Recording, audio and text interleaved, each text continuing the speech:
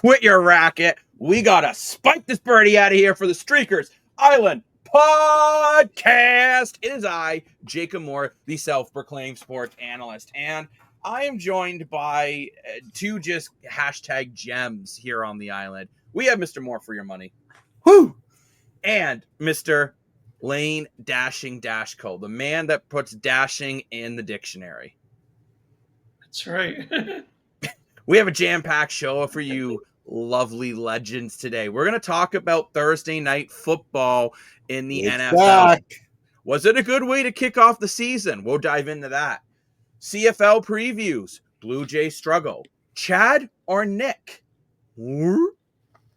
NHL new salary cap format, and so much more. But let's dive right into Thursday night football.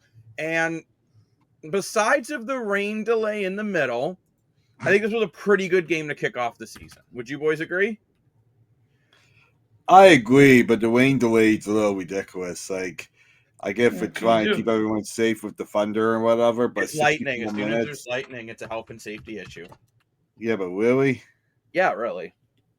Like, you know, whereas lightning outside, we still go to work. We're in our cars, which are literally the safest thing to be in. No, but I mean, like, yes. People outside. Completely different than playing a sport. But, like, I still walk through the store and it's lightning outside. Well, most people don't. Most people just stay home when it's lightning. But there was a bit of controversy today, and we have to get into that. With the whole... You and spit on that thing. Yeah. And apparently, Dak Prescott was the one who initiated it, and he did. Do you think we'll see anything? Now, he didn't get in trouble, but do you think maybe we might see that now that we have the video evidence? Nope. I actually don't agree with him initiating it. The Philadelphia guy, was it Cooper? No. Well, who did in Philly? I think it was Williams, but continue. Anyway, he technically initiated it because football has a rule from like hockey. You don't cross the other team's line of scrimmage, right? It's like a hockey player, like, going over the center ice line during warmups. Like, you can't cross the line of scrimmage, number one, because you can't spy on what the offense is doing. Otherwise, every defense would do that. And number two, it's a code of conduct that you don't do that. So I disagree with Prescott initiating, and I think the Philly guy initiated by crossing the line of scrimmage. Did Prescott handle it right? No, I think he handled it like a Brad Monsanto way of doing things. If I had someone cross the line of scrimmage, so center ice, I would, be dropping the gloves, not spitting on them. But now, okay, remember though, Dak Prescott didn't spit on him; he spit on the ground. Then the Philly player spit on his jersey. I'll be honest with you, I think it was just kind of childish from both sides, and this game felt weird for a football game because usually in football there's respect in between the whistles. Like once the whistle's blown, you know what? They're helping each other up after they just tried to kill each other for the last 10 seconds. Well, these two teams are pretty rivalry. Like they have a deep history of rivals. True. They don't like each other. But I will say I don't think Prescott's he might get fined. But I don't think they're going to suspend him. No. But are you guys concerned at all about Dak Prescott not even hitting 200 yards?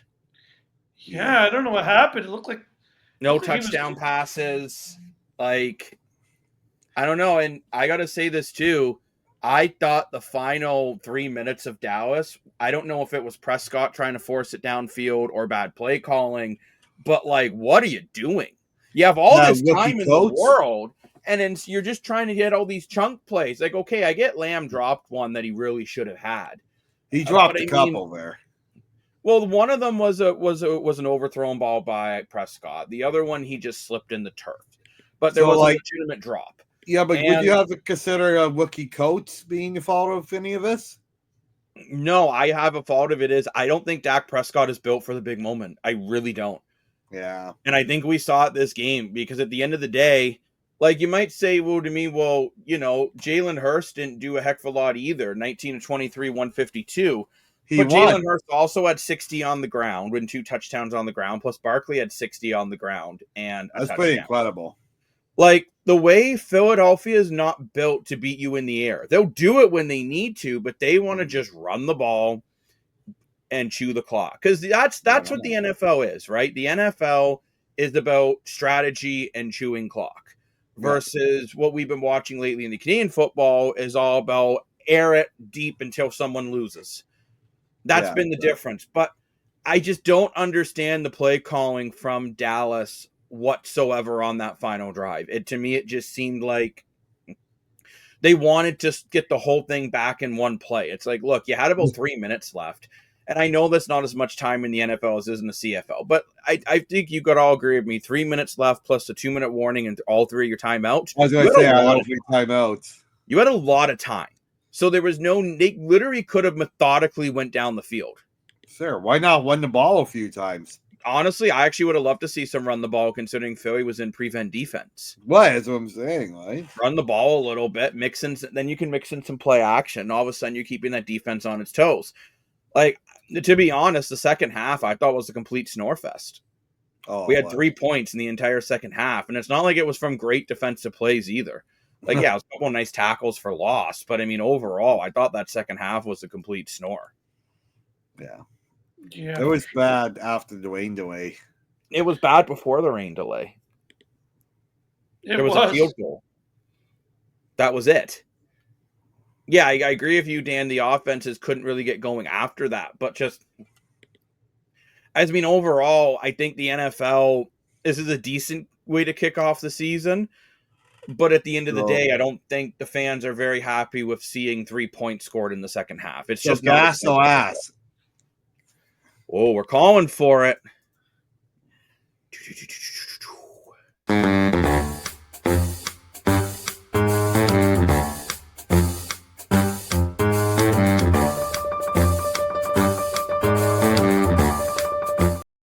Go ahead, Mr. Moore.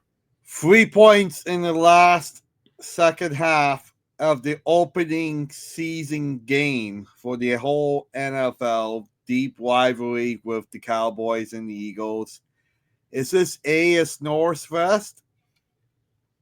So I say, like, is it a snore fest, or is it more? I'm thinking it's a really good defense. Ass. I thought the play calling was just way too predictable. It's not good defense if it's like, hey, we're just gonna run the ball up the middle and we're not gonna change it, so you can just clog the box. And then nothing happens. It's ass. And then if I'm the Cowboys, I'm going to try to throw the ball the entire way downfield, even though there's no reason to try to do that right now. So, no, I personally think it's ass. I don't think the defense has played great. I think the offense has played bad. What are your thoughts, Lane? Yeah, I agree with what you're saying. Ass. It just wasn't entertaining football. Now, it doesn't mean we're not going to see some entertaining football this week. Like, we have a lot of games kicking off in the NFL for week 1. And again, I'm not saying this was the worst game I've ever watched. I'll be honest, we're probably going to see some better games. We're probably going to see some worse games. So it is time for the Streakers Speed Run. Brought to you by Streakers Gaming.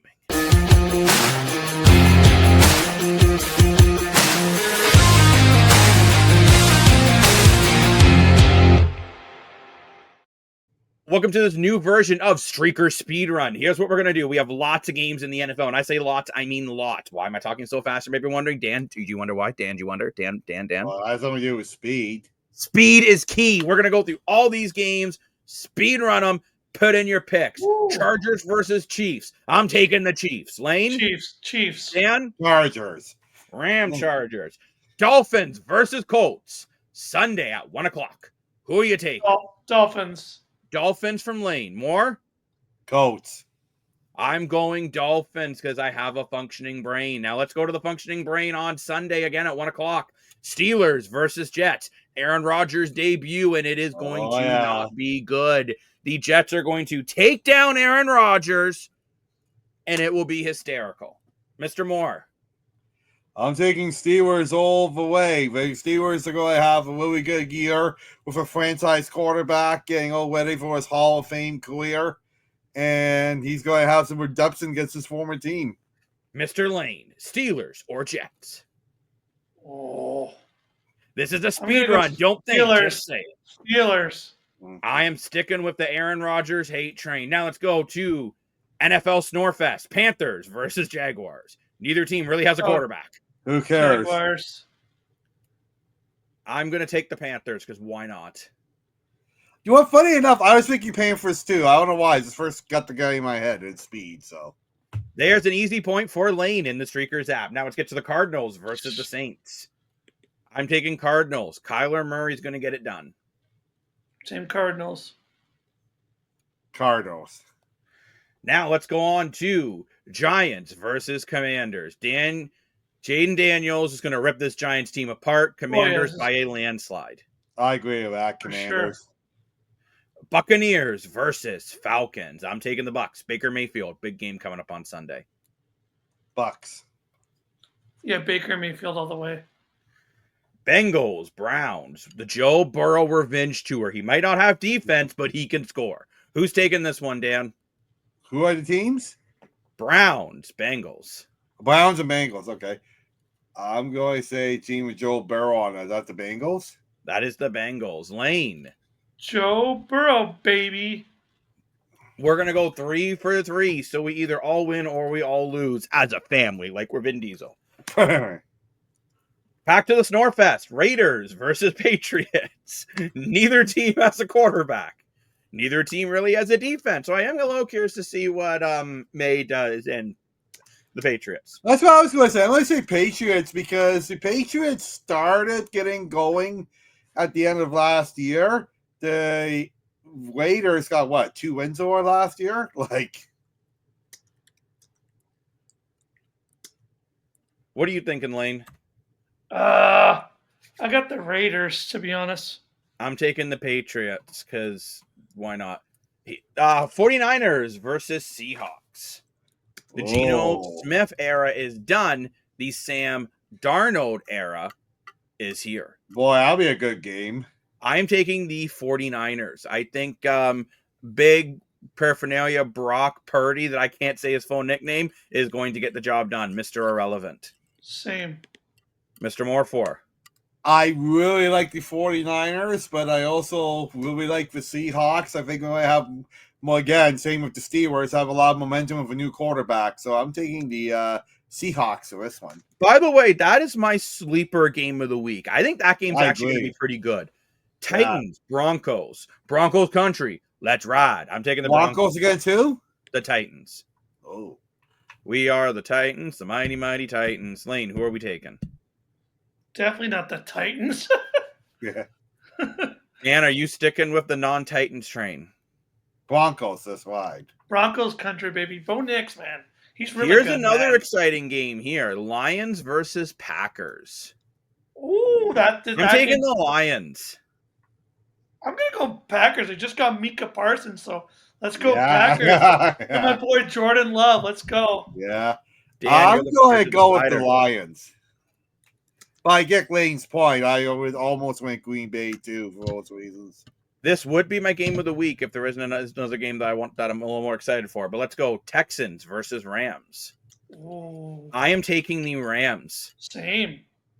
Taking the Rams, too. Yeah, Rams. Here's what I think will be the game of the week. Ravens, Bills. Oh, yeah. And I am taking my Buffalo Bills. I'm taking a nice tie. No, I don't think I can tie. No, I'm actually going to take the Ravens on this one. I'm taking the Bills. Mr. Moore, you are the end of the Bills Mafia! That's right. And last but certainly not least, the Vikings versus the Bears. Oh, Vikings. I don't know. You forget they don't have Sam Darnold. Taking the Yeah, Bears. I know. I hate saying it. I'm also taking the Bears. I'm not a Caleb Williams fan at all, but I don't know about the Vikings. Rookie quarterback who I hardly played any preseason snaps. I don't know. Yeah, but Vikings, even minus the quarterback, still a very good team. So you're taking the Vikings. I'm telling you, Vikings, I think you guys making a mistake in that one. I think it's a no-brainer. They don't have a quarterback, though. So out of all those games... You won the NFL? Yeah. You just won the ball. That is the argument. Okay, but Lane, that is the argument. We just saw this game today between the three quarterbacks that even hit 400. Between the two quarterbacks that even hit 400 yards. Bo Levi and Mitchell hit more yards in one game than these two did combined.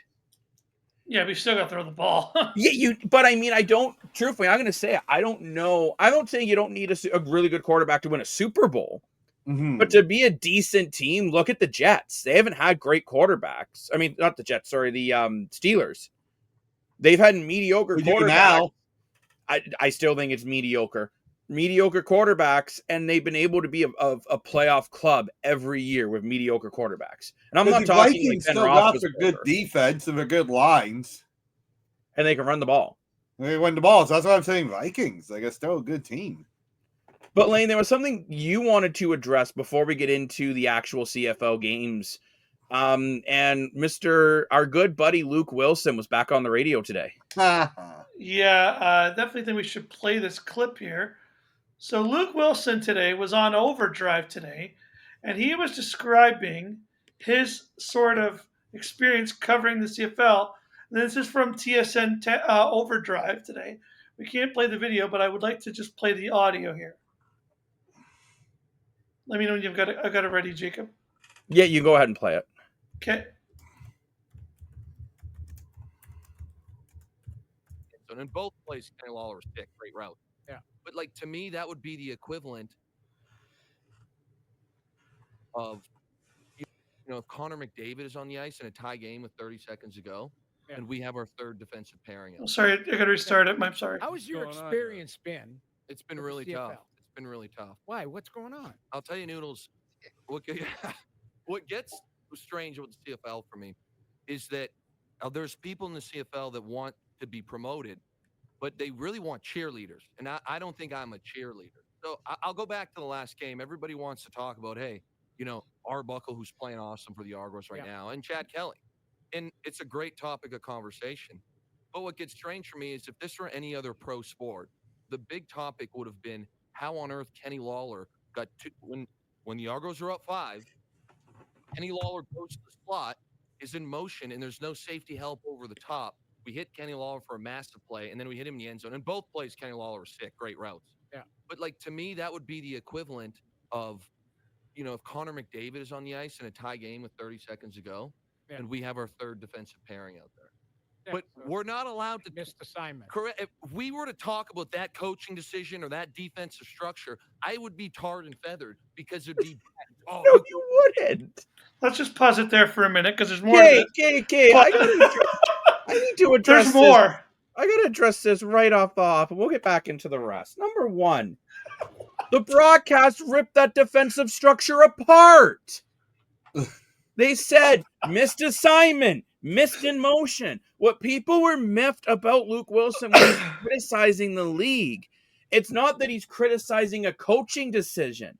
It was when he was going on like, oh, I don't like the Rouge, and I don't know why they're kicking off from there, and why is it only 3 downs, and why is the field so big? Why is there so much scoring? Oh, like that's what he's not, like what he said there about the defensive structure. He's not completely right because, number one, they're running zone defense in that play, which I agree they should have ran man, in my opinion, or a man-zone mix, but they were running zone defense on the play.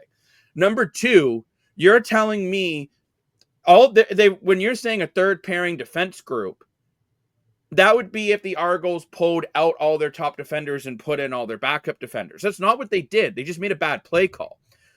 So that's like saying if Evan Bouchard, who gets paid $10 million, gets blown by Nathan McKinnon, that'd be like then going to Kevin Biesca and saying, "Oh, Vancouver had their 6th defenseman out," and it'd be like, "No, Evan Bouchard just got beat clean." That's what happened. Kenny Lawler ran 2 really great routes, and the Argonauts misread motion receivers.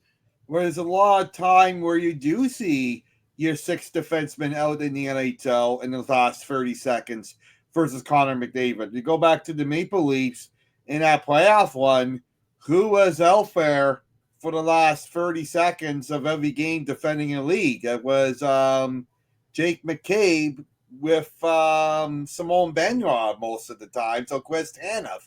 And Simone Benoit is technically your sixth defenseman. Technically, your top defenseman in Toronto is Morgan Riley. He's not out there killing a penalty with a minute left. No, exactly. So I think what Luke Wilson said was really irrelevant. Well, and it's just we're the fans of the CFL are not mad that he criticizes the league. They're mad that he doesn't understand the league and would admit that he's just confused. Yeah, he's supposed because to they're be at. And when I say this, professional. Luke Wilson does say some things that I do agree with. For sure. There has been times where he's been on, and I actually do find his breakdowns of plays on Friday Night Football. He does a good job. But the amount of times where he's basically just complaining that it's different than the NFL, that's where people are getting frustrated because it's like, it is different than the NFL. That's the whole Like, point. let's just be honest. We just compare what we watched on Labor Day to what we just watched on Thursday night in the second half. Labor Day was more exciting. Way more exciting. It was hard to compare but to hear me out. because Does that mean the NFL is bad? By No. Luke Wilson's adjectives, saying because it's different, I would argue the CFL is more exciting. The Well, NFL is more strategic. It just depends what you like. That's a hard comparison, though, because you No, it's compare. Yeah, it is.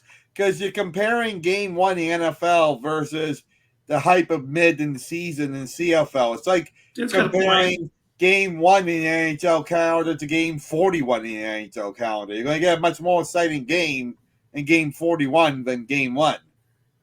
It depends on the matchup too. Like, maybe True. Bills and Ravens might be Labor Day Classic. It might be just as exciting. Oh, yeah, Game it'll be a one. great game. 31-26 between the Saskatchewan Roughriders and the Ottawa Redblacks. Drew Brown went 34 for 41, 413, and 2 touchdowns. Mhm. Trevor Harris, 19 for 26, 277, 2 TDs, and an interception.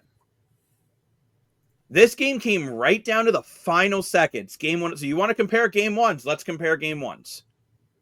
Yeah, that's comparable.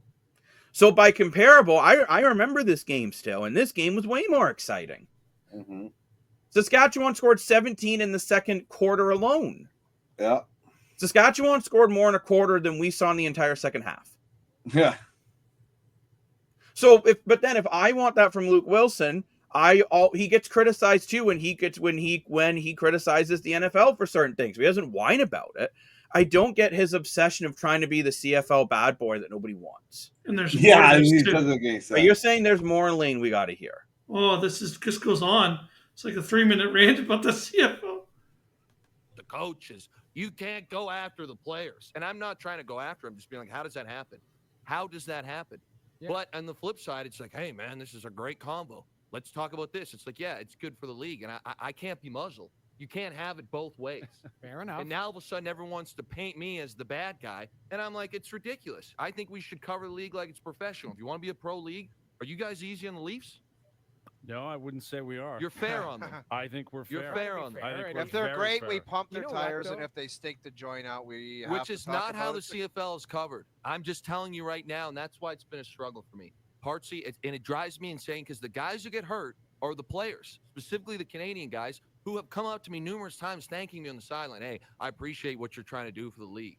But that's not how that league is covered. So I get worried. Like, if you guys talk about the CFL the way you talk about other sports, I'm telling you, there'll be people. There'll be powers that be. I got to watch my language. And you'll be getting phone calls. Oh, you think so? Oh, yeah, probably you'll be never. getting phone calls. Your phone battery must be Oh, on my low. God, it's ridiculous. Yeah. Talk about a conspiracy theorist. Yeah, you boy. know, I grew up in Edmonton. Yeah. So back then they were called the Eskimos. Now they're the Elks. Like, they're not very good this year. They're terrible. They've been terrible for They're years. terrible. Yeah, they're struggling. He goes on to Keep rant an about eye on Cody them Fajardo because too. A lot of my friends are still season Huh. ticket holders. Yeah. They go. They are diehards. That is a very passionate fan base. Agreed. But so is the CFL. Period. Yes. Like individually, those cities, they love their team. Totally. And Noodles, this is what I'll say. There's a thing that I can't believe it hasn't been talked about a little more, but Edmonton is a lot better than their record because they now have started Cody Fajardo. Right. Cody Fajardo, he's not the prettiest quarterback I've ever Can seen. you This pause guy's this a for a grinder. minute? He's Yeah. Okay.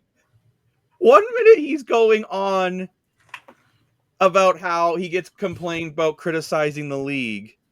Now he's saying that Edmonton is a good team. when in the exact same week we just saw them get absolutely slaughtered by Calgary. Yeah, exactly.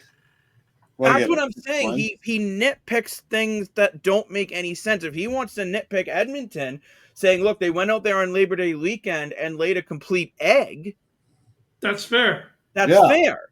But how can you now say Edmonton's better than their record when they just played like that? But yet Toronto's win isn't irrelevant because they missed coverage on 2 plays. Right. No, but like I'm seriously asking, and like I would even. And then if we're talking about missed coverage, how does he not mention Hamilton acting like they won the game when the game wasn't even over? That's the biggest part. Sorry, I just had to bring that in there. I thought that was pretty funny because it's like, I can't criticize the league. Oh, I can't say any names because the powers that be, even though I'm on the network that I work with the CFL with, so I know who the powers may be are. This literally just feels like I'm 14 and this is deep. If you remember that from Reddit back in the day, where it's just these kids saying like if all these random things that are completely obvious and then thinking that they're changing the world. It's like that Hobson line. Did the man who invented college go to college? Well, no, because college wasn't invented yet. That's the corniness of this. Yeah, there's still more about the. But wait, there's more. But wait, there's more. It's almost over. Very, very gritty. But somehow he's not playing, and the drop-off between him and Trey Ford is astounding. And I'm like, how does that happen? Like, what is going on here to make that decision? And the answer is Trey Ford is Canadian. In my opinion, that's an opinion, not a fact. What's the answer? It's like now, because he's Canadian, we're not allowed to talk about that decision. Dude, you think a guy's going to play a player because he's Canadian yes. and the other guy's that's how it is in that league. 100%.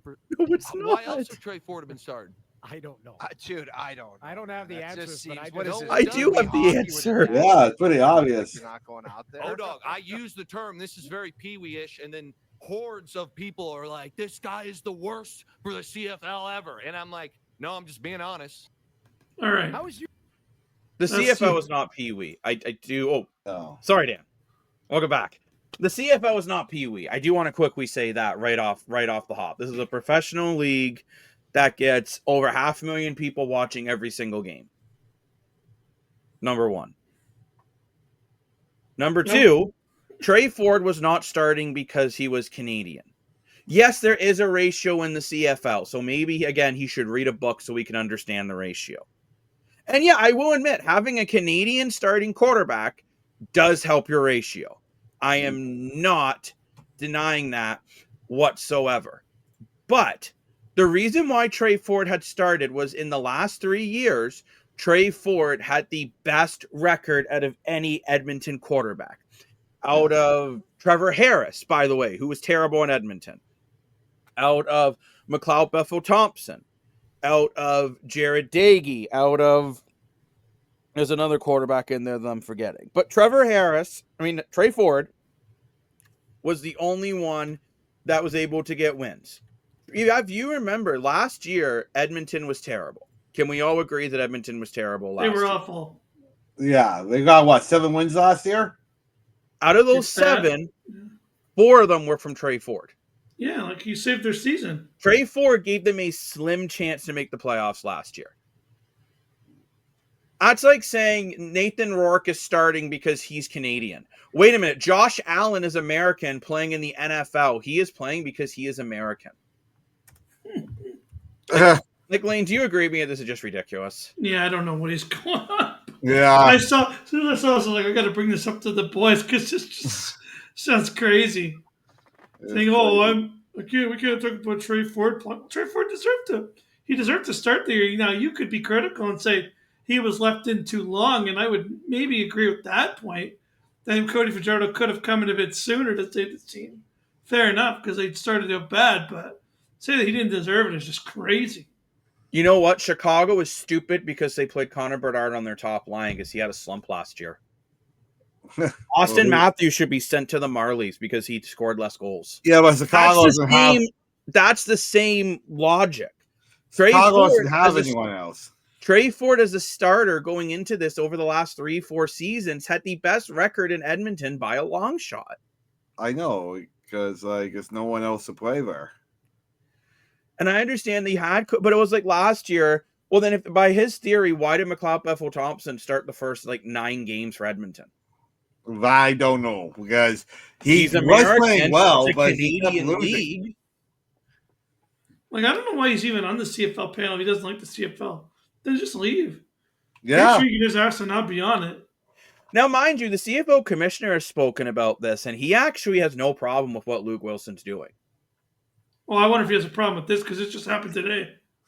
I Well, think this what was a we're couple trying to days do, ago. Lane, is I think we're trying to add more famous faces to the CFL panel and try to save the TV Yeah, deal. but I get that. But going on the radio and saying, if I say what I'm going to say, the CFL commissioner, some guy's going to kidnap my family. Yeah. It's not really a good thing to be saying. Well, Like- look at Chris Terrio's fighting the, I can't say that word on the island, but Chris Terrio's fighting to do something to Gary Bettman.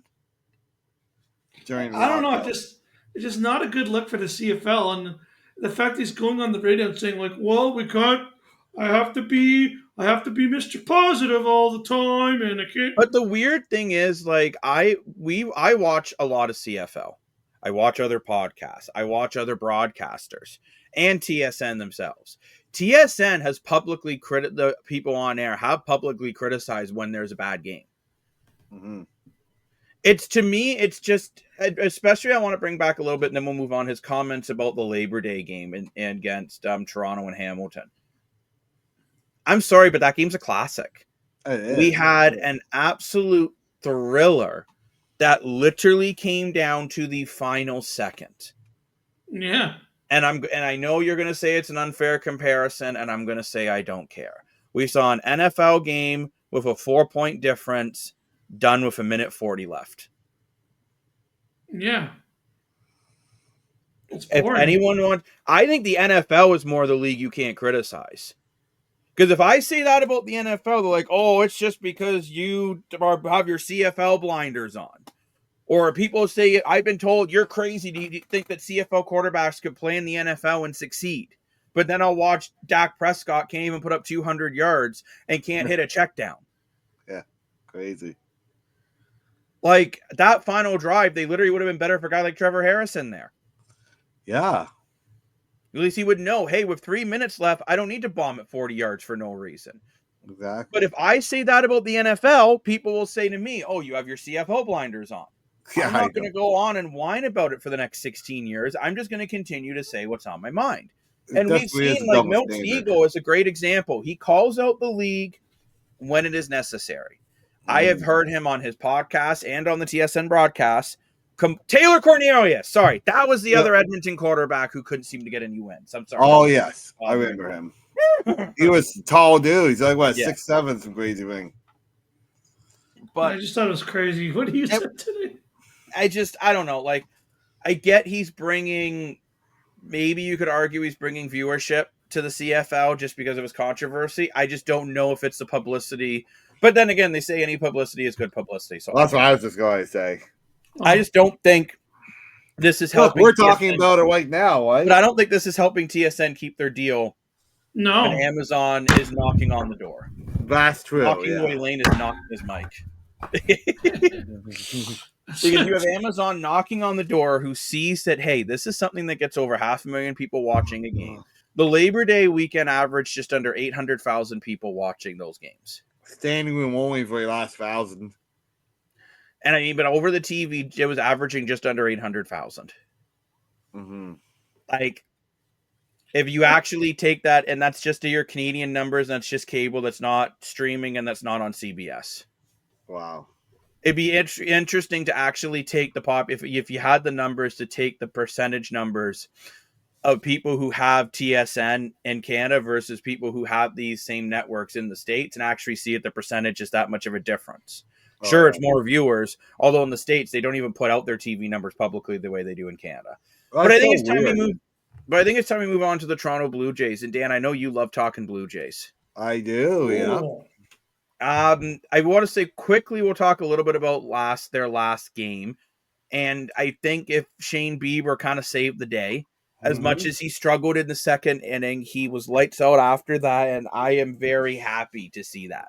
Yes, he Yeah. was. Yep. But I am very concerned about this bullpen. Oh, Yeah, 100%. definitely. Yeah, it's definitely a problem. It's something else. It's not good. So, Dan, but you, for once, you said yeah. So are you actually concerned about something to do with the Blue Jays, or are you still blindly confident? Oh, I'm confident we'll make the playoffs. I'm still, confident we could win the division. We're still like 2.5 games ahead. I'm just concerned about the bullpen going into a playoff series. I mean, the Wesley team I feel really good about. I'm not concerned about Jeff Hoffman. I think that was just a bad fluke. He looked really good in his last game he saved. I really like our starting pitchers like Bieber and Max Scherzer, and list goes on and on. The one, well, I would say 2 weak points of his team was one, the bullpen of the pitchers, the relief pitchers, and 2, I still think we could have got a heavier home run hitter. Like, those 9 are really good hitters, and yeah, they're getting home runs right now, but when you are in the playoff one, you need that Bautista moment, right? And Bautista, he hit 30, 40 home runs a year versus we don't have a single player at 30 right now. Well, Dan, there's some good news. I don't know if Okay. it's great news, but the Blue Jays are supposedly within the next maybe week or so getting a former 40 home run hitter added to their lineup in Anthony Santander. That's right. Yes, And that's big news. he admitted I was listening to the interview they were talking to him with. He admitted he's like, I made a mistake. I messed up. I should have gone on the IL earlier. I should have taken the time off earlier. But the shoulder didn't show inflammation. I didn't think it was there. I thought I could work this off. Maybe be up for a few games. And he says I talked to the medical team. I talked to the doctors. Everyone said you'll be out a week or so. You'll be back. Everything's fine. But they didn't realize how bad the inflammation actually was, which is why he's been out so long. So even he kind of realized, like, I really should have been on the IL a long time ago. And playing all those extra few weeks really set him back an extra few months. But he says he's finally getting his swing back. He's feeling more comfortable. He's finally getting his bat speed back up. And there's a guy right there. If you can get him back in the lineup and he can start producing, he can definitely hit some power. And he's a switch hitter, so you can throw him in against left-handers or right-handers, and you're always getting a favorable bat. And again, he did hit 40 home runs last year. Yep, exactly. I was very excited when they brought him on. But I also want to say, too, you also paid Vladdy $500 million to be that. So, and George Springer's having a hell of a year. I personally think George Springer should have been an all-star, even though he wasn't. He's their MVP this year, 100%. So, I personally look at the Jays, and I think it's more just can the manager figure out when to go to the bullpen and who to go to the bullpen with. He scares me. And that's my issue. And I do want to say this. I do think his job is at risk. I got to ask. Oh, you want to do the finger dance again. Jazz hands.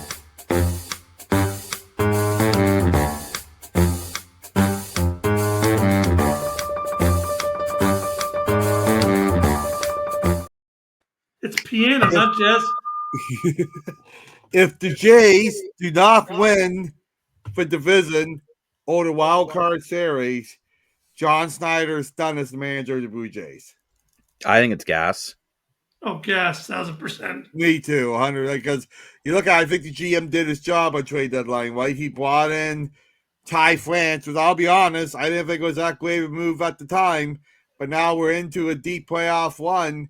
It's good getting Guerrero some time off the defense. He is a decent hitter, not a heavy home run hitter, but he is decent getting on base. He's had a couple nice hits in key moments, and I mean, you added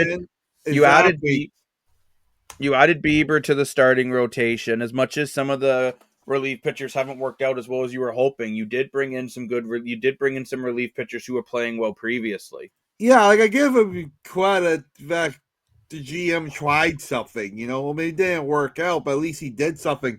versus Snyder, it feels like he's kind of doing the same thing over and over again. We talk about the bullpen. He kind of brings in the bullpen around the same time per like whether it's a pitch count or a certain time in the innings, kind of the same time. He kind of brings in the same people at the same scenario and they keep screwing up. So, I really think you look at this team, you look at signing Guerrero to a big $500 million contract. You look at hopefully we get the Brissett signing done. You look at all the pieces you had at the deadline.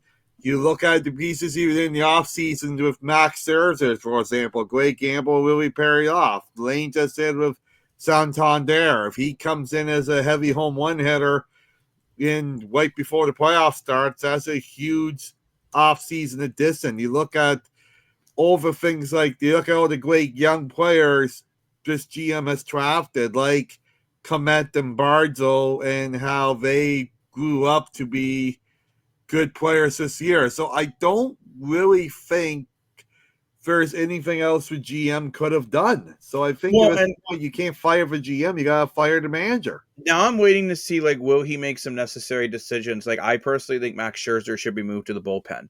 I think you always look at his starts, and it's always when he gets upwards to the 80s and 90 pitches is when he's starting to throw some bad pitches. So put him in situations where he's only throwing 30 to 40. Well, I think he's in order, but I mean, let's say if you have it where it's a playoff game 5 of the first round, you need him, and you have, let's say Barrios goes in and only gets through 4 innings, which that's possible. Yeah. Then all of a sudden, hopefully Barrios isn't starting in the playoffs in general, maybe. But I mean, then you're going to Max Scherzer, who can pitch 3 or 4 innings and get you out of that trouble, right? If you're worried about your bullpen. And Dan, I just want to so you know, he's not the one who added Ty France, right? That's like Mark Shapiro, right? That was not John Schneider. No, I know that. I didn't know Mark Shapiro's name. So that's why I said general manager versus the manager. It was Ross Atkins and Shapiro who do all the additions. So John Schneider doesn't necessarily have the say of the the additions and subtractions. What I think really basically a manager like John Snyder's like for coach, right? They call them managers instead of coaching. And the good thing is he's dressed like he's ready to go out on the field in case they're running out of players. What really grinds my gears about John Schneider, Peter Griffin.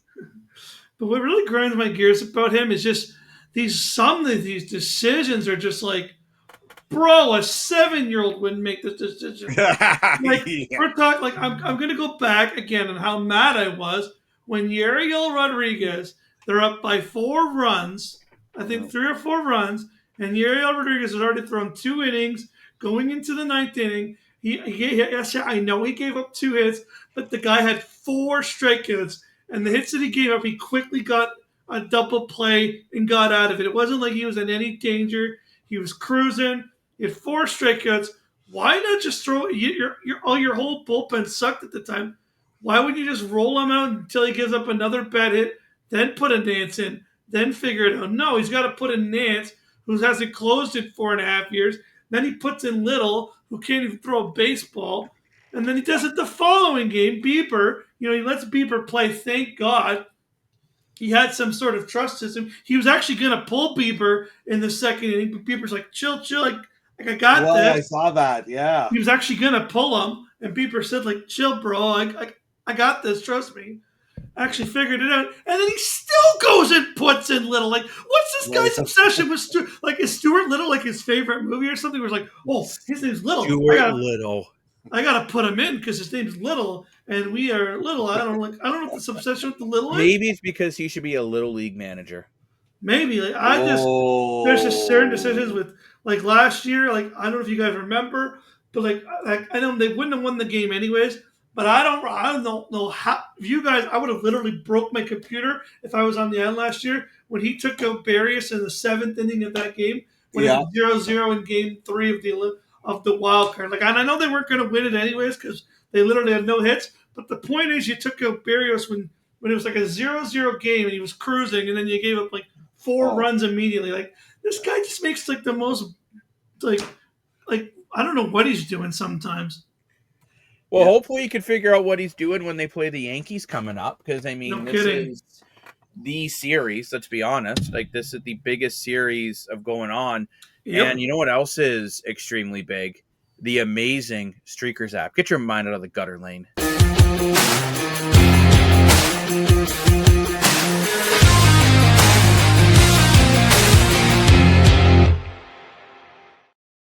Let's get right into our Streakers picks. Who are we taking game one of the series? Jays or Yankees? I'm actually going to say the Jays. I actually think they're going to win this series. So I'm taking Jays in game one.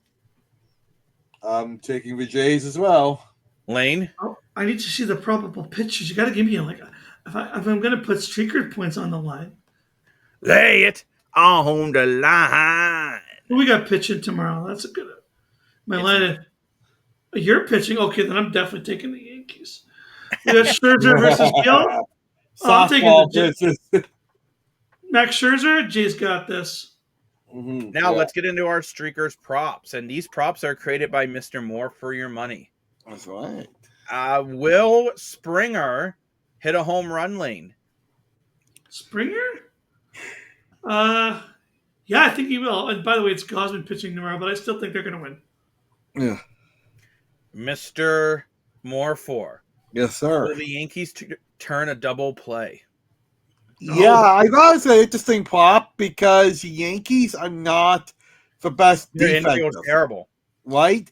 So I'm going to say no. I'm also going to say no to that. And I will take, will the Yankees get 4 home runs? And I'm going to say no. I think they'll get a couple, but I don't think they're going to get 4. Especially if Kevin Gosman's starting. He's a guy that can go 7, maybe 8 innings. Yeah, I'm going to say no. Not 4 home runs. I'm going to say no on that. And Really remember, for people who want to play at home, download the app. There are more props in there than the props we've even discussed.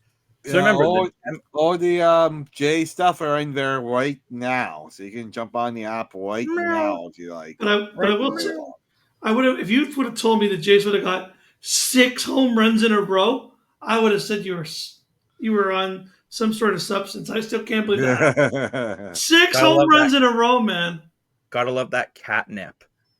But now let's get back into the CFL. And before we start talking about our games on Friday and Saturday, let's take a look at the power rankings going into this week.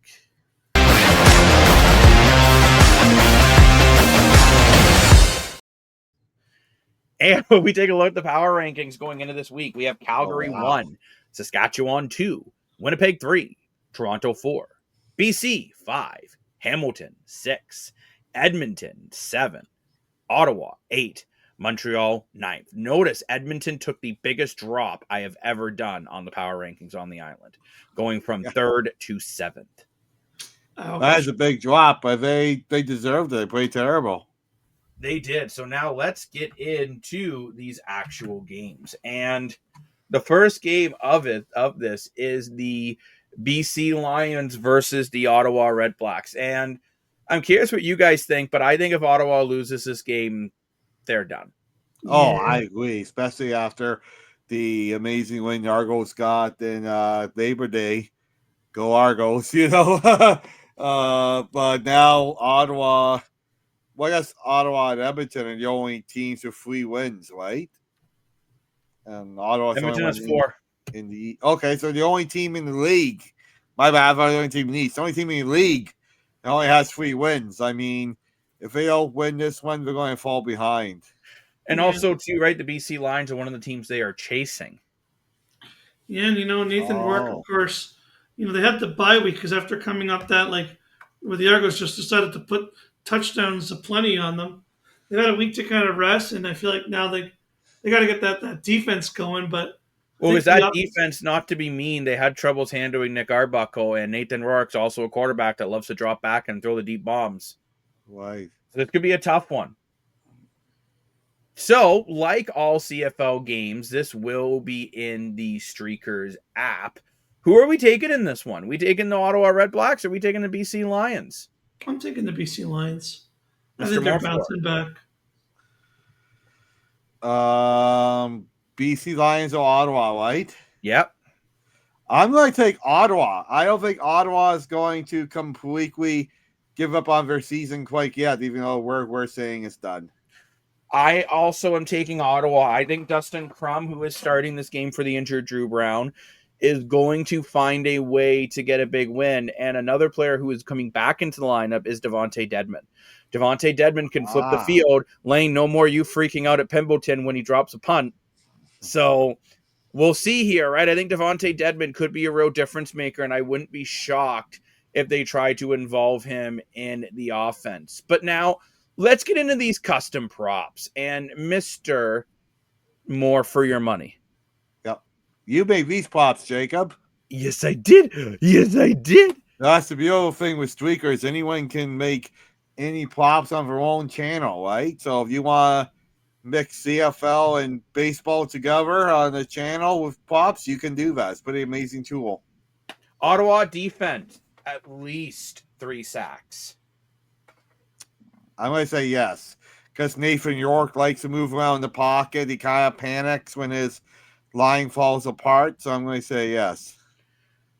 Lane, do you think Keon Hatcher can get at least 85 yards receiving from BC? Yeah, I think he got that.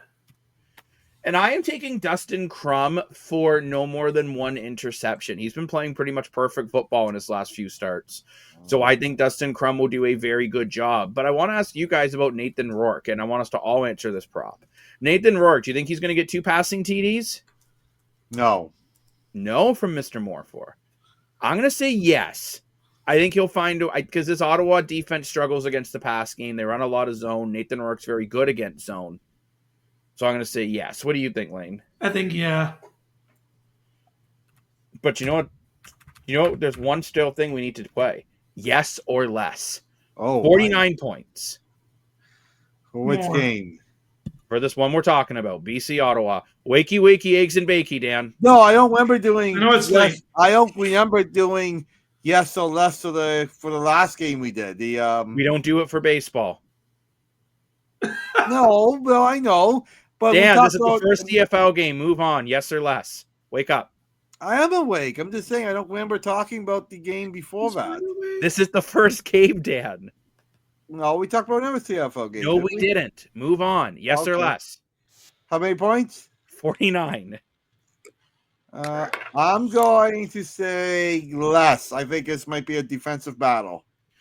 I'm also saying less. I think for Ottawa to have a chance to win, they got to try to keep it low scoring. So I'm going to say less. Yeah, exactly. Guys, once BC has an aggressive offense, once they get into a shootout, Ottawa's not going to catch up.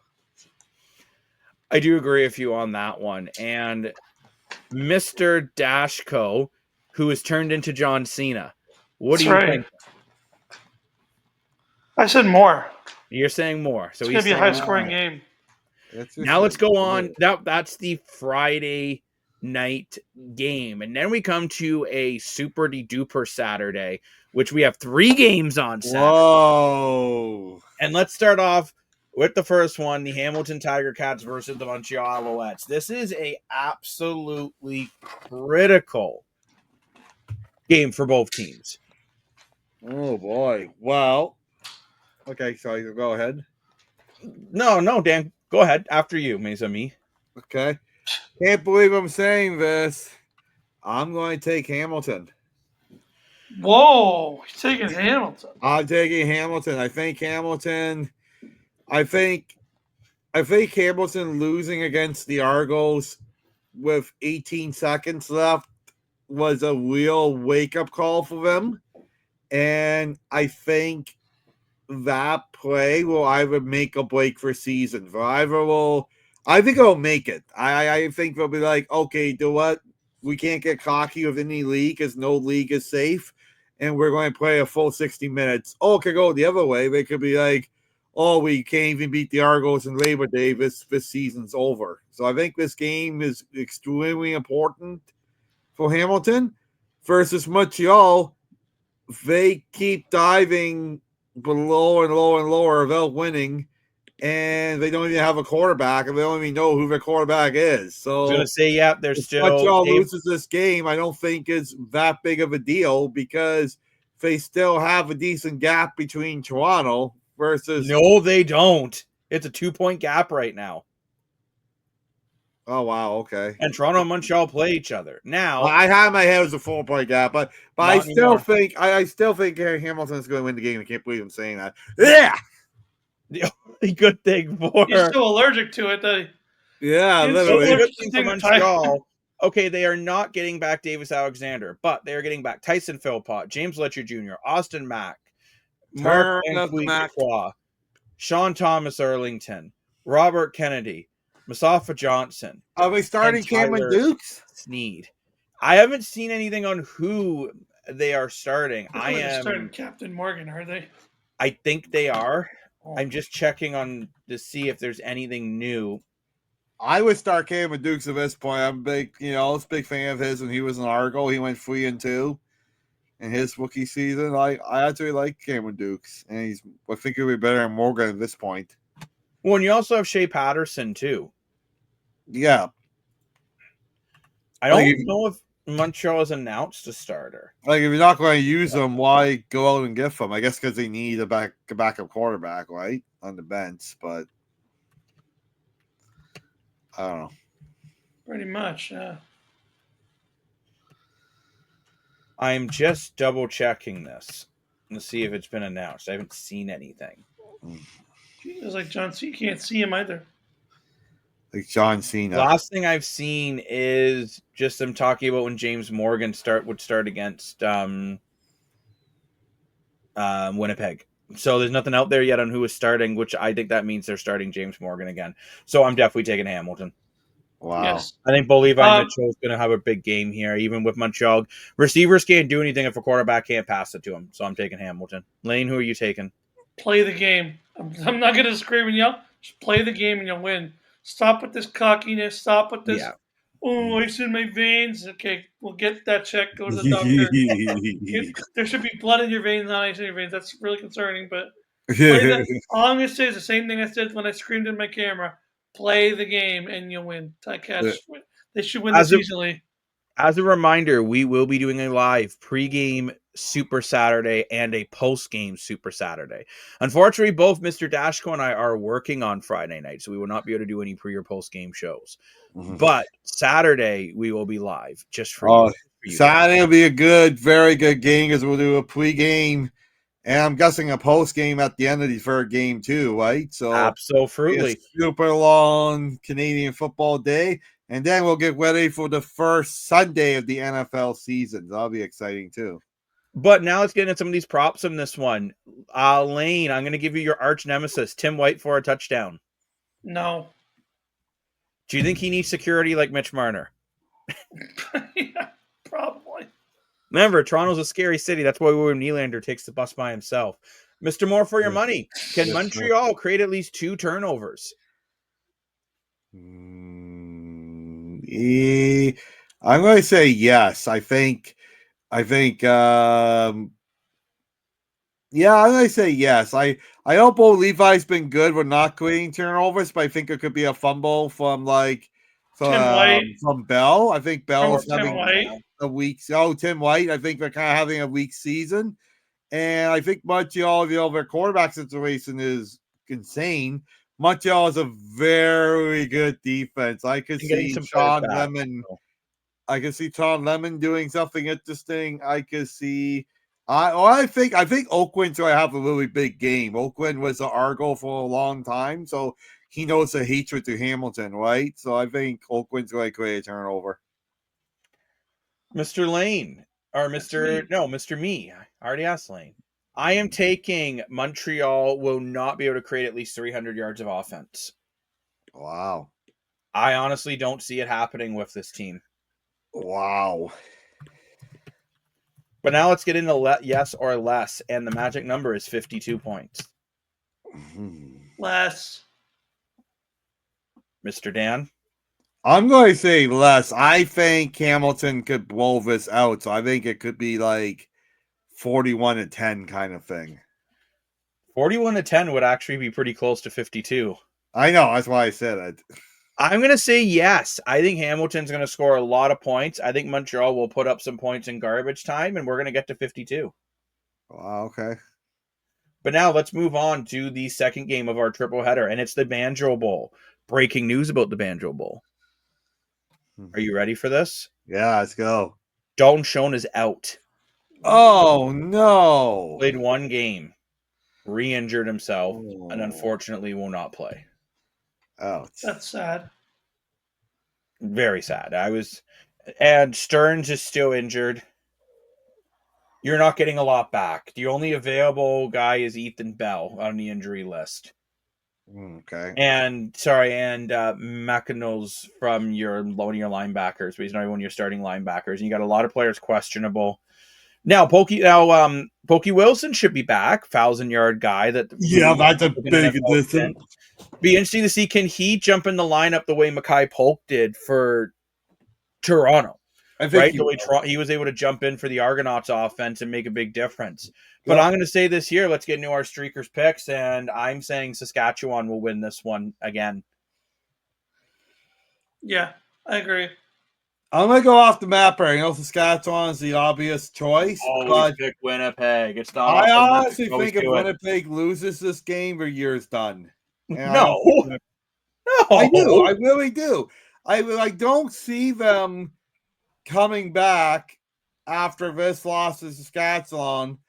I don't see them winning the division, and they could miss between Calgary and depending on how Edmonton and BC goes, they could miss home field in the playoffs. I think They're going to make. if they don't win this game, they can squeak in the playoffs. But I think if they don't win this game, they're not making another Grey Cup. Wowzers. Let's get into our props while we figure out what's going through Dan's half asleep. That'd be a gas, like they gas or ass. I'm going to say it's time for my mouth to work. It fell asleep. But let's roll the bump.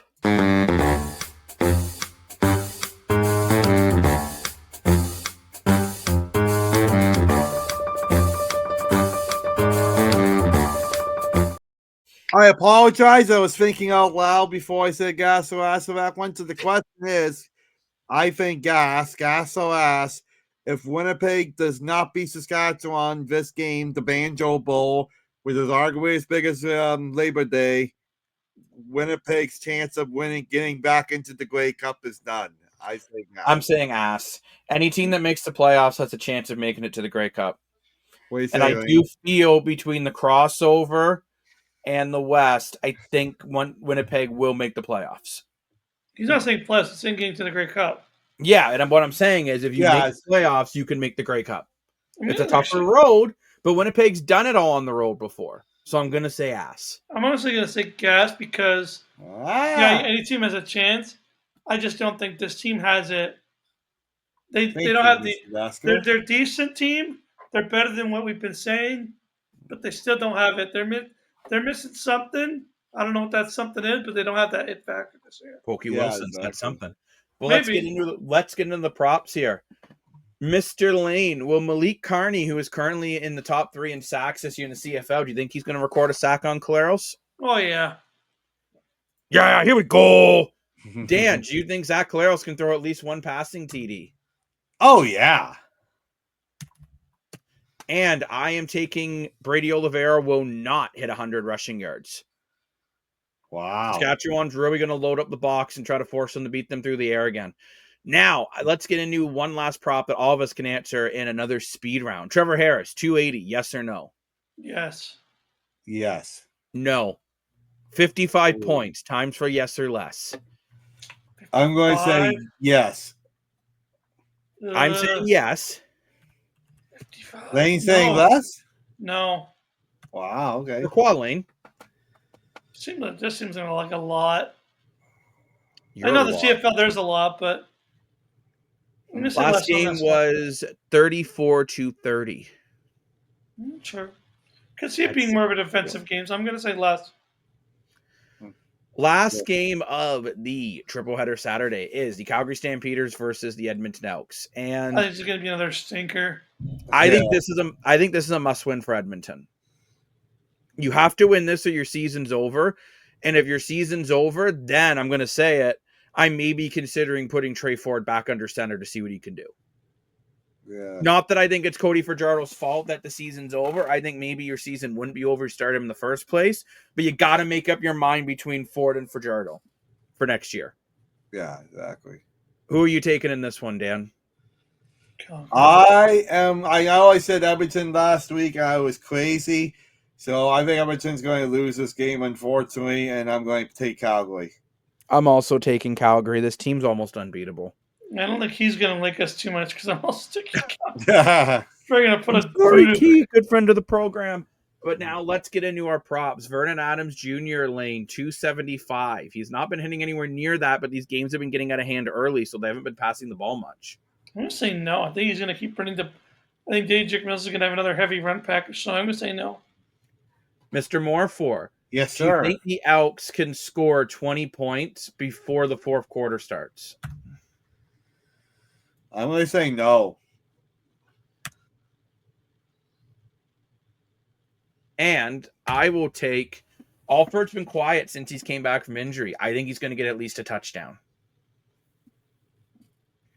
So I am taking the touchdown for Mr. Damian Alford. And now time for less, yes or less. And for this one, yes or less, I think this will be the lowest scoring game of the week. So 44. Okay. Yes. I'm going to say less. Less? Yeah. I mean, you look at it last time, Edmonton got, what, 7 points in the whole game? Yeah. I mean, if Edmonton stays single digit, Calgary only needs to get 30 points. I'm also going with less. That's my truth, and I'm sticking to it. Yeah. I am saying less. I know Lane is looking at us like we're crazy. Yeah, literally. You guys are crazy, but that's not the point. That's what makes it fun. Speaking of crazy, let's get into this will probably be our longest ever debate of gas or ass.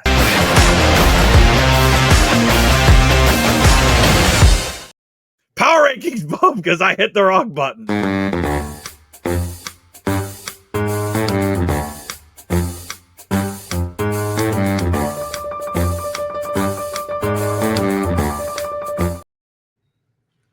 Gas or ass, Chad Kelly will start next week for the Toronto Argonauts.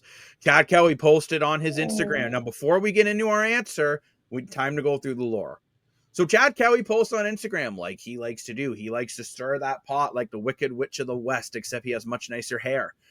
About his potential return date called The Comeback, September 13th, 2025, which lines up with the Edmonton Elks game versus Toronto on that day. Kelly has been on the 6-game injured list since late July, recovering from a fractured tibia and fibia suffered during the 2024 Eastern Final. We all know Ryan Dinwiddie's been taking a very cautious approach on Chad Kelly, saying that we're not going to rush him back. We're going to let him be ready. He's called it his offensive line, saying Lane loves it when he calls out the players to the media. And he's called out that offensive line, saying that there's no way he's putting Chad Kelly out there when that offensive line cannot protect. Right. However, I think Chad Kelly wants to play.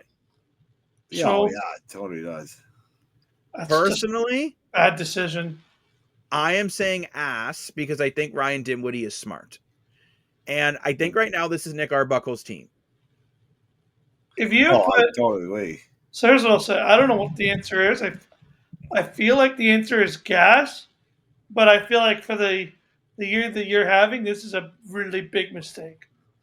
Because you're basically saying you don't trust Nick Arbuckle, who saved your season, and you're potentially going to kiss him away goodbye next year when he's going to go play for Montreal, and then you're going to regret it. Like, everyone knows I'm a huge Chad Kelly fan, right? But you can't take away what Nick Arbuckle has done. And not just this year, last year too. Last year, he won you a couple he won you the playoff game last year. Kelly got injured to get in the Grey Cup. He won a couple games last year when he was called on. And he won the Grey Cup, and not just won the Grey Cup, he won the MLP.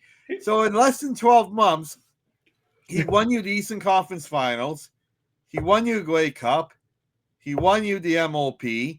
He leads the league in yards. He has 20-plus touchdowns. under 10 interceptions. He has 3,800 running yards. He's a short yard quarterback as well. He's on pace for over 5,000 yards, and he's on pace for over 30 touchdowns. And even though you've been terrible all year, you won the Labor Day Classic, which is a very important game. And over halfway through the season, you're still in the playoff mix. So how can you possibly take it off Nick Arbuckle? Because What I want to say too. Sorry, Lane, go ahead. Well, think about it this way, right, Dan? Like, let's put this into because everything's about the Maple Leafs. So I'm going to make it about the Maple Leafs, and I'm going to pose the same question. Imagine John Tavares, he's playing second line center, gets hurt, he's out for 5 months, and Nick Law gets kicked up to the second line, and everyone's like, "Oh, we're gonna have Nick Law on the second line. We're gonna lose 40 games." But in those next 15 games, Nick Law puts up 40 points, and he's scoring 25 goals. Well, that'd be nice. I'm just saying, well, this is all right? This is the question, right? He comes up there, he scored 25 goals, he's got 56 points. He's turned the Leafs from a wild card team, bringing them up. They were struggling, now they're kind of in the division lead. He's changed his team, and now John Tavares comes back. You already know what they're going to do. They're going to put John Tavares back because he's the franchise guy, he's the center guy. I would not. I wouldn't, but they would do it. And I will say, though, the only thing is, Lane, we're talking He's hockey a bigger name. Football. The quarterback is a very different position than any No, position. I get that. I'm just saying, but still. And to put in perspective, Nick Arbuckle was on pace for a better year than Chad Kelly's MOP season. That's why I actually didn't believe that. I had to look that up, but you are right. Here's a better example. Then let's compare it to a goalie, because the goalie was more independent. It'd be the same thing if Stolarz got hurt, Hildeby came up and won 15 games, got 12 shutouts, and all of a sudden Anthony Stolarz comes back from a knee injury. You're still going to play Anthony Stolarz. No, I don't agree with it. No, you're not. You're playing Hildeby at that point. Look, Dan's so fed up, he looks like he's trying to bulge his eyes out. I'm just saying I know what they're going to do. I'm not saying they should do it. I said I know what they're going to do, and it's going to be a mistake. As much fun, but I just want to read over, and I have some steady stats on my phone. So Nick Arbuckle over his last 6 games has thrown 2,137 yards, 14 touchdowns to just 2 interceptions. The biggest point on that as well is none of those games have had any of what you call garbage time, meaning it's prevent defense and he's just hitting checkdowns to pad the stats. Which, no offense, Bo Levi Mitchell had a lot of garbage time yards when he was the Eastern MOP last year. Nick Arbuckle, on the pace he is playing, if he had played this from the beginning of the year, would be on pace for 6,411 yards and 42 touchdowns to 6 interceptions. Nick Arbuckle is still on pace for just under 5,800 yards, 33 touchdowns to, I believe now it's down to about 14 interceptions. Bo Levi Mitchell, who was the Eastern MOP last year, and again, I'm not saying Bo Levi Mitchell didn't deserve it last year. That's not what I'm getting at for anyone who wants to freak out at me. Had 5,451 yards, 32 touchdowns to 18 interceptions. So Nick Arbuckle is on pace to have a better year than Bo Levi Mitchell when he won the MOP. I never thought. Don't make the same mistake the BC Lions made last year. Exactly. I never thought I would see someone play better than when Chad Kelly played a 16-2. That was I just feel like they're going to do it. That's what scares me. I don't think they will. I think Ryan Dinwiddie's smart enough that I think he'll dress Chad Kelly, but he'll be the backup. Yeah, Dinwiddie's a smart guy. I really like him. Never met him. And I'll tell you one thing too: the fan base is very mixed on this topic. Mm-hmm. Some fans are like, "Swag Kelly, we want Kelly, go," and other people are saying, "Chad Kelly, go away. We want Nick Arbuckle." Yeah. I think if Chad Kelly was back, even maybe 3 weeks ago, he'd probably be putting him in. Right. But Nick Arbuckle, I know I just talked about a 6-game span, but the last 3 especially, he's just unbelievable. No, I would agree with it. Straight games of over 300 yards. He's literally averaging over 300 yards a game right now. I know, it's crazy. That you can't not play Nick Arbuckle. No. Right now, it's his team. He's your guy. So that's why I'm still sticking with ass. Lane, are you saying gas or ass? Gas. I feel like they're going to I feel like it's a mistake. I feel like that Chad Kelly, the bigger name, he's been tweeting about it. Now, how do you walk back on it? He's literally tweeted, "I'm coming back, whether you like it or not." Mr. Moore, you saying gas or ass? For Chad Kelly taking over Nick Arbuckle? Will he play next week? Like, will he be the starter? He will be the starter, gas or ass? Ass. I think you gotta keep it in Nick Arbuckle. I You guys are agree right. with you, but as Lane says, he agrees that Nick Arbuckle should start, but he thinks Chad Kelly, if he's actually back, will start. So Because what decision, Dan, will Ryan Dimwitty make? I still think ass. I think Nick Arbuckle has the dressing room. I think Nick Arbuckle has all the players. Not that Chad Kelly didn't, but I think even though Chad Kelly's a good leader on the bench, I think well, at this point, this is Nick Arbuckle's team to lose. And until he loses it, you guys talk about winning a winning championship pedigree. This will really show where your team's morals are. Because if you do that, if you put Chad Kelly in, I'm going to be frank. That's just such a devastating blow to your. That basically saying thanks for nothing. yeah, 100% it is. I agree with you. I think Nick Arbuckle's gotten you where you have a chance to make the playoffs. Now, let's say Nick Arbuckle starts the game at Edmonton, Chad Kelly's the backup, and Nick Arbuckle kind of poops the bed and has a bad game. Sure. And yeah, you put Chad Kelly in for the second half. But right now, this still should be Nick Arbuckle's team. I think. I hope so. You hope so. Lane, no, you don't hope so. You're not an Argo fan. No, I'm just saying for you guys. Yeah, exactly. Just like I hope for you, Lane, that Hamilton wins on Sunday. Oh, wow. Saturday. They got to play a full game, which they haven't been able to do in the last season. But what do you guys think about the NHL's announcement of adding a salary cap to the playoffs starting this year, not next year? Why is it weird? Well, just because you don't usually. I didn't know. I first didn't believe it. Because usually the CBA, usually a lot of rules don't get changed in the middle of the CBA, right? Like the CBA doesn't start till next year when all the rule changes were supposed to be kicked in, and you're going to put in one of them. Why did you just put in all of them?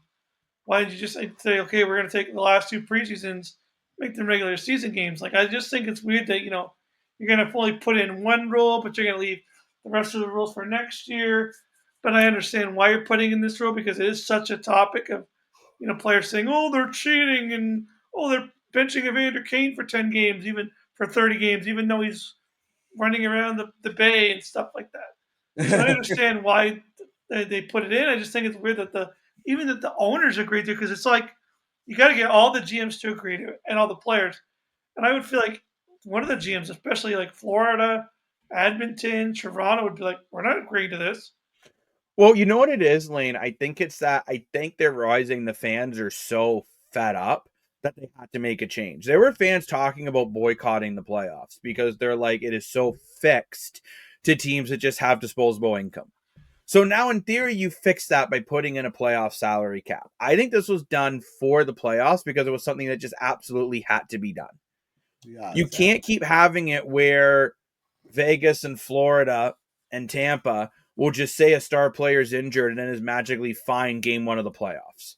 Right. Something has to give, and I think it gave, which is now meaning the no more LTIR loophole, which that loophole was you could put a player on the LTIR, reactivate them for game one of the playoffs, and then teams were the last 4 Stanley Cup winning teams have been at least $8 million over the salary cap for the playoffs. Is that crazy? Now I don't know how that's going to work in the regular season. I'm assuming they've changed it for the regular season too. So the way it works in the regular season, you remember in the regular season, your salary cap, like you just have to be under the cap with who's up. So what'll happen is, let's say a guy's on out. Let's say, I don't know, Nicholas Waugh gets hurt and he's got a $3 million salary cap hit. They can use that $3 million to bring up another player so they still won't be over the salary cap. But then once he's activated, they'll have to send that player back down. Makes sense. That's how that will work. For the playoffs, it's going to be a salary cap for the 18 skaters and 2 goalies for each playoff game. Now, I wonder if they'll average club salary. Okay, so they're not going to raise the salary. I wonder if they were going to do that. Salary cap is getting a big raise within the next year or two. Plus, we're seeing 84 games being introduced versus 82, losing 2 preseason games. Still think it should have been more playoff games instead of more regular season games. I don't really care about getting an extra game between Utah versus Seattle. I think it's I'm going to going be both. meaningful games, not really two BS games. I'd rather see a wild card game between the 8th place and the 9th, best of 3. Yeah, I think I said I've done 84 games and deep the playoffs one. Are you playing all the way to the end of June? Then why not? How do you feel about that, Lane? I agree. As I twirl my hair like I'm flirting with you. Hey, Lane. But speaking of some salary cap drama, this isn't in the script because I want your raw reactions, especially you, Lane. Kawhi Leonard. I seen You this. heard about what's going on with Kawhi, right? Yeah. With the fake endorsement deal to get him paid an extra $28 million off the books. Do you think Kawhi Leonard should be allowed back in the NBA? No. Do you think he will be back in the NBA? Yeah, they don't care. I wonder if he's done. I wonder if he's cooked. Apparently, he tried to make the Raptors give him $13 million through a fake endorsement, and they said no, and that's why he didn't resign. So, Dan, if you don't know, basically the Clippers made Kawhi Leonard an endorsement deal with a company that didn't exist. Oh my goodness! For $28 million. Oh, you can't do that. Talk about a loophole of the salary. Talk about tax fraud. Yeah, Mike. Like if it's true, they're in. I don't know how it would be because it's like, at the end of the day, it's like these rich people get away with everything, but that's it's a crazy situation. But I do wonder, like what we've seen with about once one was caught with the betting, more and more players were caught. Are we going to see more and more teams being caught for doing what the Clippers did? Are we going to start to see this trickle down from other franchises? Could happen. Like for what they allegedly did, although I'm pretty confident they did it from what I've read. Crazy. But is there like a punishment for it or anything?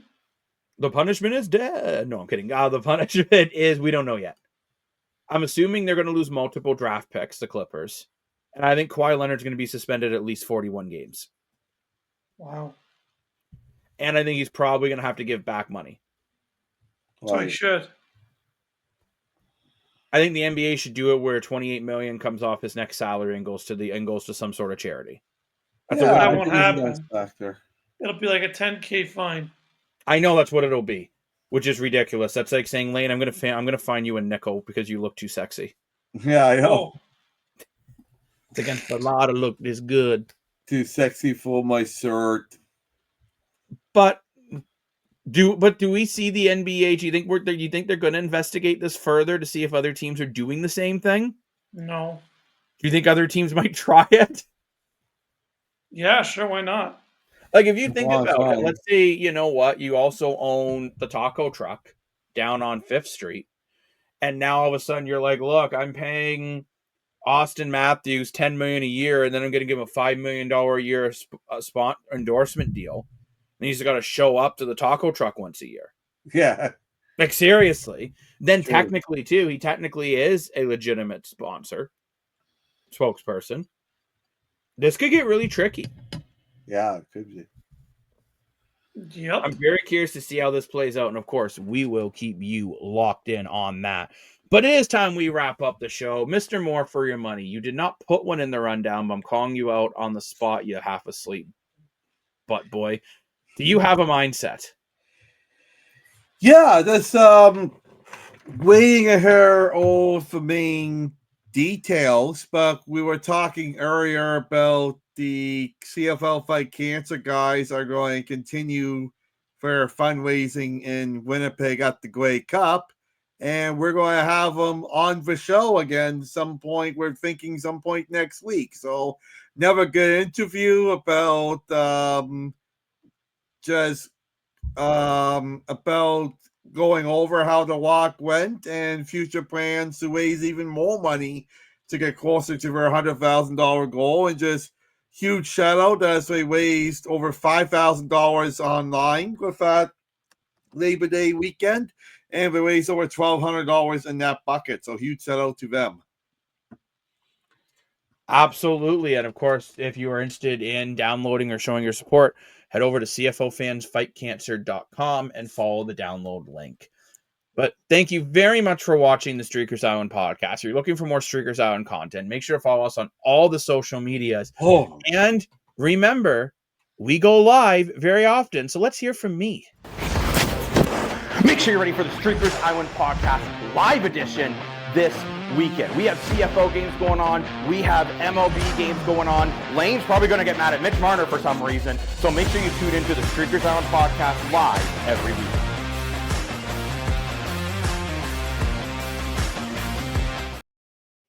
So, of course, make sure you turn to the Streakers On podcast live every weekend. We will have a live show this Saturday. So thank you very much for joining, and I hope you enjoy our new fall schedules. As you know, we had our summer schedule, and now we're back to the fall.